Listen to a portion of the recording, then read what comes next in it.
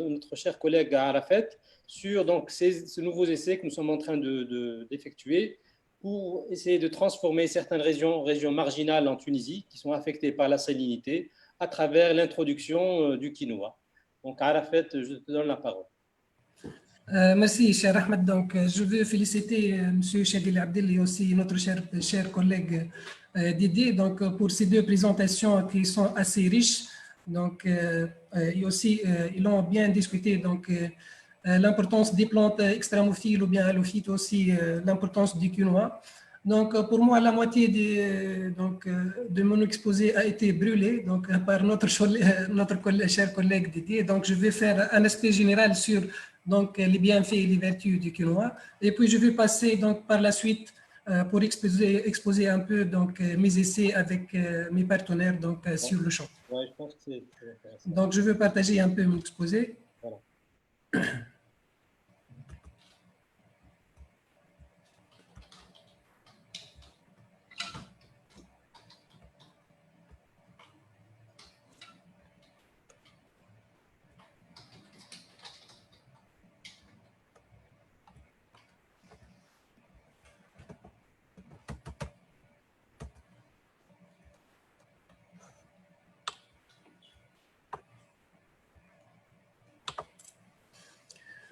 Donc voilà, on commence. Donc je vais tout d'abord donc signaler qu'en Tunisie, nous sommes dans les premiers pas de production du quinoa et aussi la consommation du quinoa en Tunisie est pratiquement négligeable.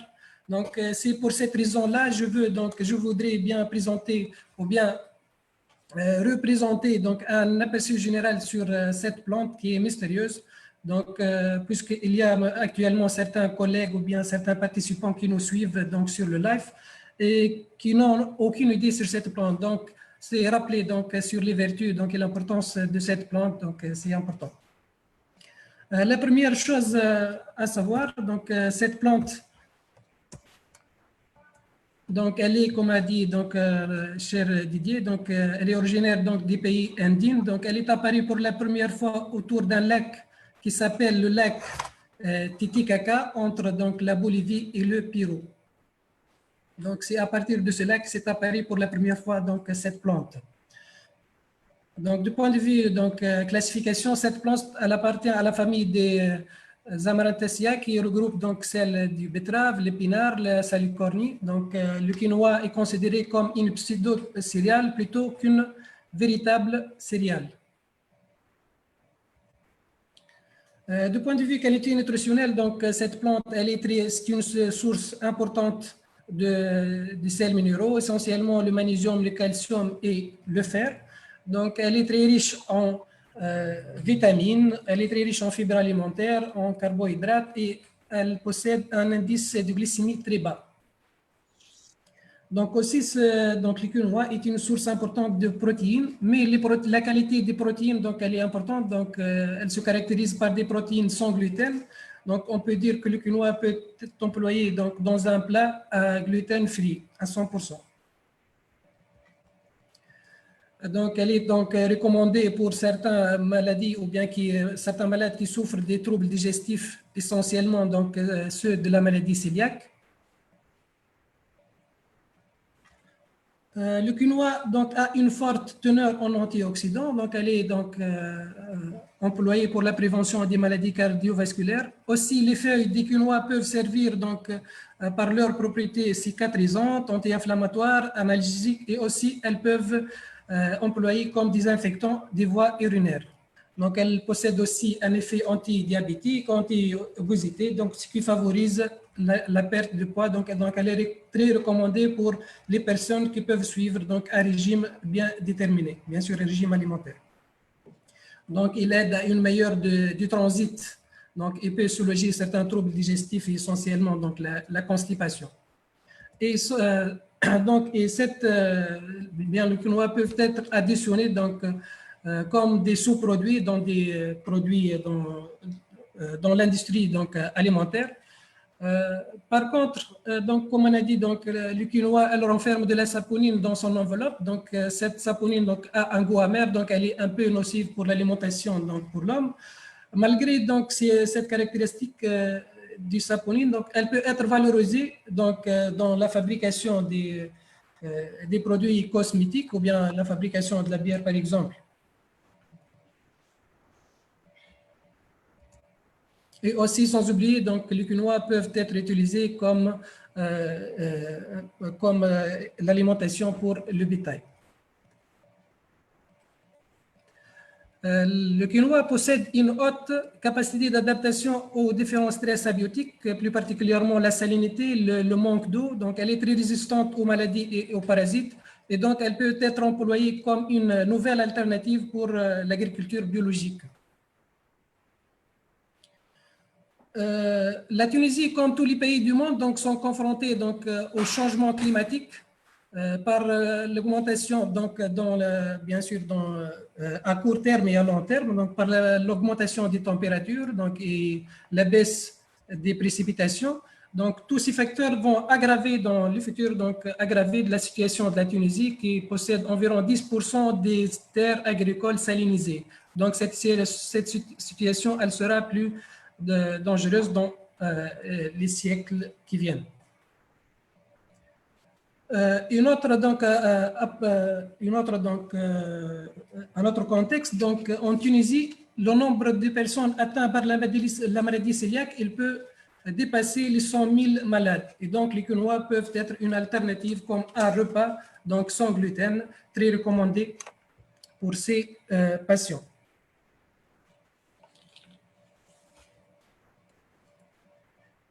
Donc, en Tunisie, il y a une autre maladie donc, qui s'appelle le chômage. Donc, cette maladie, elle touche plus particulièrement donc, les femmes rurales du sud et du centre-ouest du pays. Donc, il y a un manque d'emploi. Donc, on est appelé à créer d'emplois et créer de la richesse. Donc, tous ces facteurs donc, nous poussent donc, à faire des études pour la transformation des zones marginales salines en système productif.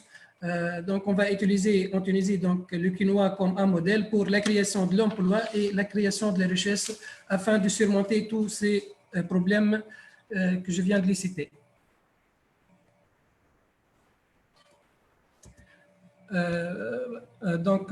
Pour notre centre de recherche pour notre centre de biotechnologie de Bourg-Cédric, dans notre laboratoire, donc, on est très intéressé par la valorisation donc, des plantes extrémophiles ou halophytes, dont la valorisation des sols salins et les zones marginales. Et moi-même, donc, je suis un peu impliqué dans l'emploi du quinoa donc, à la réhabilitation de certaines zones salinisées.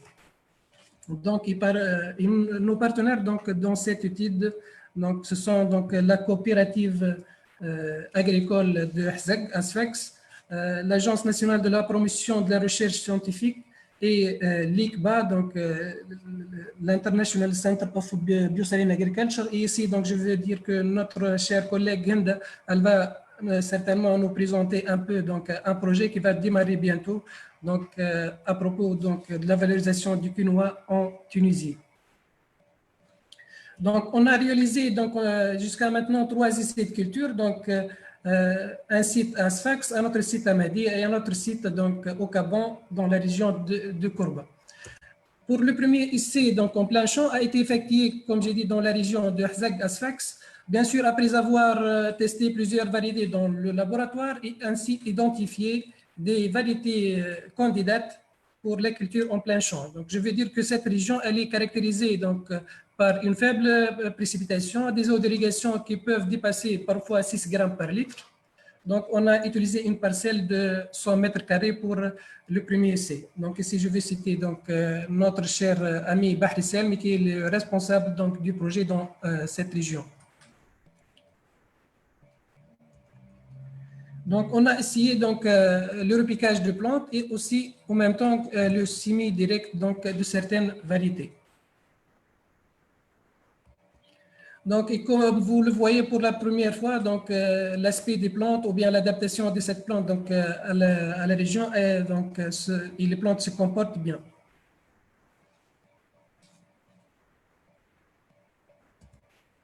Donc, il y a certaines variétés dont la hauteur peut atteindre 2 mètres donc, avant la récolte.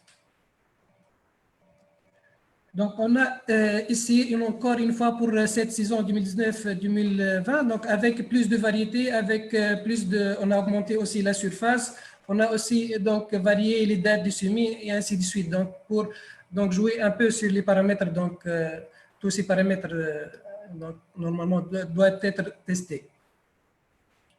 Donc, et comme d'habitude, donc, on a trouvé les mêmes résultats avec certaines variétés. Donc, il y a une bonne adaptation de cette espèce de quinoa donc, aux conditions agroécologiques de cette région. Pour les méthodes de récolte qui ont été employées, donc, sont des méthodes traditionnelles. Donc, la récolte a été faite manuellement. Et les traitements post-récolte après pour la désaponification ou bien pour se débarrasser de la saponine a été aussi manuel. Donc, et on peut estimer donc le rendement dans cette région donc entre 1,5 jusqu'à 3 tonnes par hectare, mais reste à confirmer dans les saisons qui viennent. Un deuxième site aussi a été fait donc, au Gabon, juste au nord en Tunisie, tout près de Sabra de Korba, donc avec une eau d'irrigation de 5 grammes de salinité, 5 grammes par litre, et une surface donc 3000 mètres carrés. Donc la variété étudiée ici, c'est une variété donc, importée de Bolivie. Donc, si je veux citer notre cher Mourad Ramoul, donc propriétaire de la parcelle et aussi le responsable de ce projet. Donc, malgré qu'il travaille donc, là-bas à l'Amérique, donc il ne peut pas se déplacer donc, pour bien coordonner son projet. Donc, pour cette raison-là, donc le semis donc, a été effectué donc, un peu très en retard, donc à cause de la situation du Covid-19. Donc, et les conditions qui s'étaient apparues pendant le mois d'avril et le mois de mai en Tunisie. Donc, il y a eu manque d'irrigation, il y a aussi l'envahissement de certaines herbes, mauvaises herbes. Tous ces facteurs vraiment ont touché à atteindre une bonne récolte dans ce site à Mabel. Donc, mais notre partenaire, après tout, donc, avec toutes ces conditions, reste toujours optimiste. Et il a déjà quand même récolté les semences pour la saison prochaine et il prévoit aussi de semer donc, environ de 7 hectares. Donc, je lui renouvelle aussi l'appui de notre laboratoire et notre soutien. Et aussi, je lui souhaite beaucoup de réussite pour les prochaines saisons. Et finalement, donc, le troisième site a été fait dans la région de Mahdia, dans le gouvernorat de Mahdia, dans la région de Chorben, sur une surface d'environ 1500 mètres carrés. Donc, les eaux d'irrigation, donc environ 4 grammes par litre de sel. Mais ici, on a observé un peu remontée du sel à la surface, donc par capillarité, c'est à cause Sabra qui est tout près, donc comme vous voyez dans le map ici, donc c'est à peu près 1 km. Donc si vous voyez, donc il y a toute une couleur blanche à la surface de la parcelle.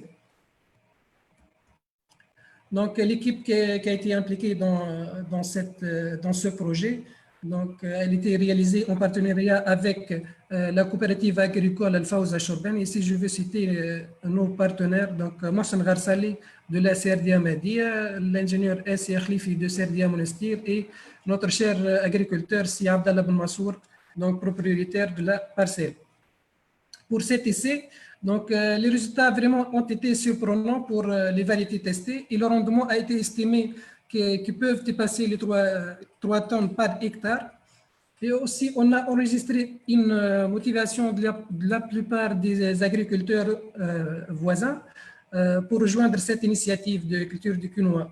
Et aussi, notre agriculteur, c'est Abdallah, donc, va étaler cette culture pour la saison prochaine pour environ plus de 3 hectares.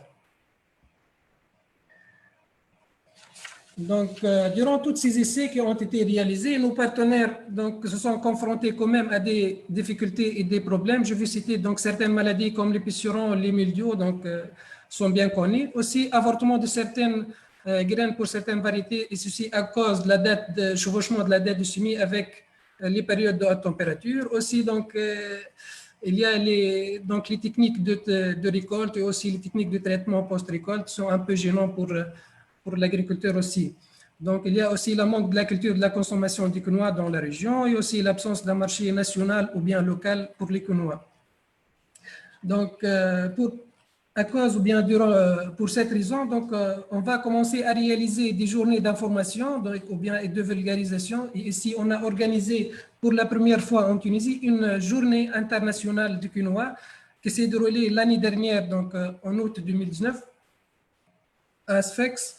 Et si je veux, et durant cette journée, vraiment, on a fait une dégustation donc, de certains plats qui ont été présentés par notre chère et amie Madame Shirez Hosni, donc, qui travaille actuellement à Koweït. Donc, elle s'est déplacée donc, pour nous offrir cette occasion, donc, comme vous voyez, donc, pour nous offrir ces plats donc, que personnellement, je l'ai trouvé très, très délicieux. Et aussi, donc, à ne pas manquer aujourd'hui, donc, pour la célébration de la journée mondiale de quinoa, donc, on n'a pas manqué la fête et on a fait donc, un petit stand donc, au centre du CBBC. Donc, tous les participants, donc, tous les spectacles, donc, a bien apprécié donc, tous les plats qui ont été présentés. Et voilà. Donc, je veux terminer avec ces plats. Donc, je vous laisse la parole, Serhan. Merci. Merci à tous. Merci à Arafat, merci beaucoup pour cette très belle exposé. Sur ces premiers, donc les premiers pas, comme tu l'as dit, donc disons de l'introduction du quinoa en Tunisie, avec ces résultats vraiment très encourageants dans ces différents sites, donc depuis Korba, du nord du pays, jusqu'à pratiquement donc, le centre, donc la région de Sfax et de Mehdia. Et aussi, bon, c'est vrai qu'il y a aussi, j'ai appris aujourd'hui qu'il y a certaines difficultés par rapport à la récolte et aux aspects aussi post-récolte. J'aimerais bien, donc je poserai certaines questions plus tard si on a le temps, mais c'est bien de mettre tout ça en perspective et de bien présenter donc, ces aspects. Donc, on continue avec ma chère amie, donc c'est Henda Mahmoudi de l'ICBA. Je suis très heureux de revoir après une longue absence. Et donc, il va nous parler du quinoa en tant que super aliment. Ça aussi, j'ai découvert cette notion aujourd'hui, superfood, donc en tant que quinoa, superfood, as the best alternative for marginal environment. Donc, la parole est à toi, cher Henda. Ahmed, est-ce qu'il y a des plats pour les conférenciers, non? Virtuel, des plats virtuels, c'est chef. Oh, toi, tu as déjà réservé un plat. Oui, c'est bien. Si tu peux l'offrir aux autres participants, donc je n'ai pas aucun problème. Virtuellement. Ah oui. Merci Ahmed. Vraiment, je ne trouve pas les mots. Je suis vraiment honorée d'être parmi ces représentants ici. Mon cher père et mon encadreur, c'est Shedley, mes amis, mes collègues, professeurs dédiés. J'ai beaucoup appris aujourd'hui. J'ai bien aimé la présentation.